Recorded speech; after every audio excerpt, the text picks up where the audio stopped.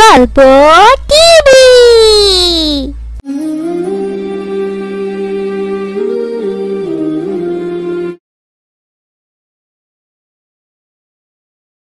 আসসালামু আলাইকুম বাবা আবু রায়হান।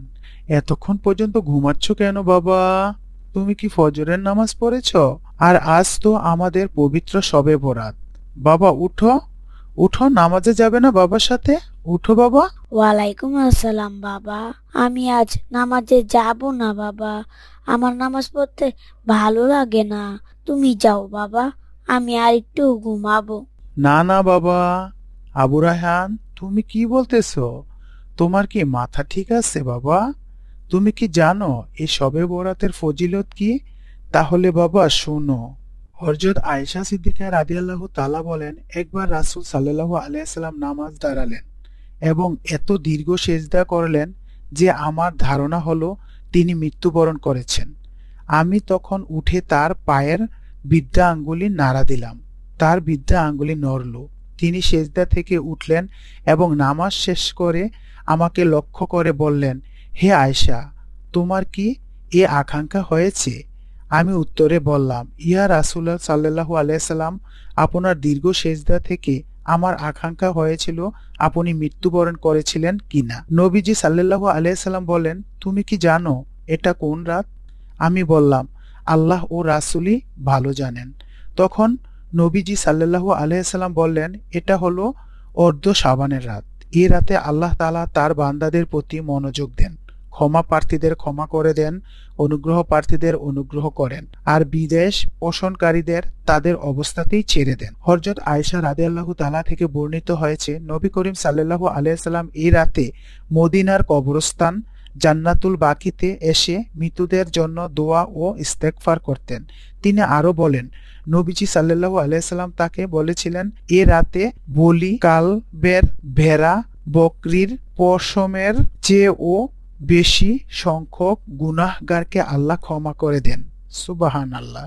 শুনেছ বাবা? বাবা আবু রায়হান, তুমি এতক্ষণ ঘুমালে কেন? বাবা যাও, হাত মুখ ধুয়ে বাবার সাথে মসজিদে যাও। আর আজ তো পবিত্র শবে বরাত। বাবা আজ বেশি বেশি নফল ইবাদত করবে। আচ্ছা মা, আমি তাহলে গোসল করে রেডি হয়ে আসতেছি।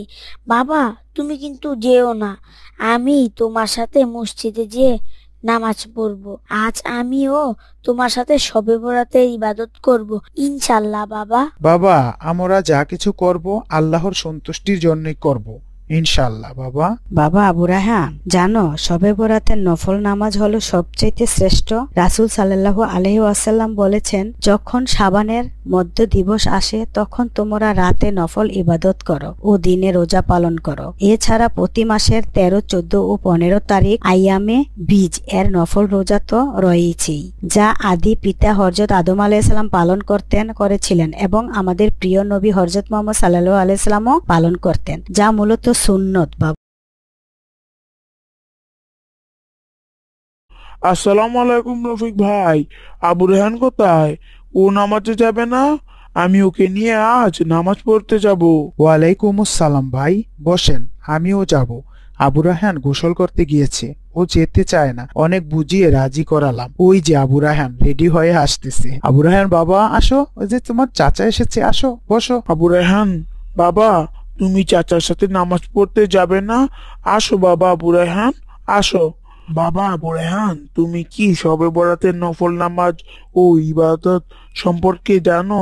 তাহলে শোনো বাবা, রাসূলুল্লাহ সাল্লাল্লাহু আলাইহি ওয়াসাল্লাম বলেন, যখন শাবানের মধ্যে দিবস আসবে তখন তোমরা রাতে নফল ইবাদত করবে ও দিনে রোজা রাখবে। ইবাদতের মধ্যে শ্রেষ্ঠ হলো নামাজ, সুতরাং নফল ইবাদতের মধ্যে শ্রেষ্ঠ হলো নফল নামাজ। প্রতিটি নফল ইবাদতের জন্য তাজা অজু বা নতুন অজু করা মুস্তাহাব।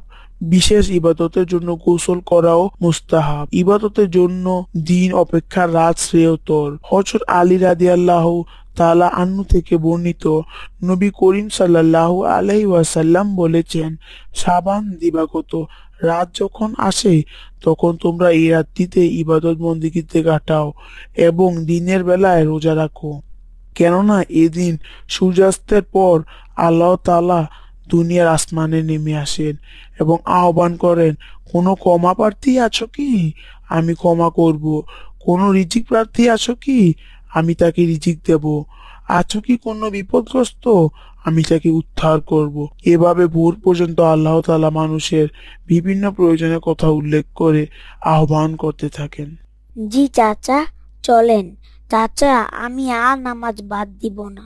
আজ শবে বরাতের নফল নামাজ ও ইবাদত আমি সারা রাত আদায় করব, শুধুমাত্র আল্লাহকে খুশি করার জন্য। আমি তো চাচা এত কিছু জানি না, আজ তো আপনার আর বাবা মায়ের কাছ থেকেই শুনলাম। চলেন চাচা, আমি রেডি। বাবা চলো। আসসালামু আলাইকুম মা। ওয়ালাইকুম আসসালাম বাবা। আবু রায়হান, যাও, আল্লাহ তোমার সহায় হোক। আরে ভাবি, আসেন আসেন, বসেন। ভাবি, একটা কথা জানার জন্য এসেছি। একটা কথা হলো ভাবি, মধ্য শাবানের নফল রোজা কি? শুনেন তাহলে ভাবি। রাসূল সাল্লাল্লাহু আলাইহি সাল্লাম বলেছেন, যখন শাবানের মধ্য দিবস আসে তখন তোমরা রাতে নফল ইবাদত করো ও দিনে রোজা পালন করো। মাশাআল্লাহ ভাবি, আজ আপনার কাছ থেকে অনেক কিছু জানতে পারলাম। ভাবি, আপনাকে ধন্যবাদ। আপনি আমাকে এই শবে বরাতের আমল সম্বন্ধে জানালেন। ভাবি, তাহলে আমি গেলাম। আসসালামু আলাইকুম। ওয়ালাইকুম আসসালাম ভাবি। ভাবি, যাবেন কেন? আসেন, আপনি আর আমি আজ পবিত্র শবে বরাতের নামাজ একসাথে আদায় করি।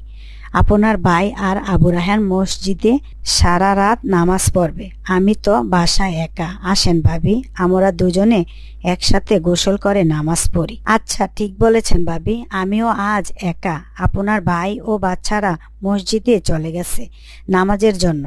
তাহলে আমি গোসল করে রেডি হয়ে আসতেছি ভাবি, আপনিও রেডি হন। আজ আমরা দুজনে পবিত্র শবে বরাতের নামাজ আদায় করব ইনশাল্লাহ। আল্লাহ হাফেজ ভাবি, আমি এখনই আসতেছি রেডি হয়ে। ইনশাল্লাহ ভাবি, আমরা আল্লাহর সন্তুষ্টির জন্য আজ পবিত্র শবে বরাত পালন করব ইনশাল্লাহ। ঠিক আছে ভাবি, তাড়াতাড়ি রেডি হয়ে আসেন। আল্লাহ হাফেজ। তারপর দুই ভাবি মিলে পবিত্র শবে বরাতের নামাজ শুরু করলো আর আল্লাহর কাছে পানাহার চাইলো ও তাদের মনের কথাবার্তা ব্যক্ত করলো মহান আল্লাহ তাআলার কাছে।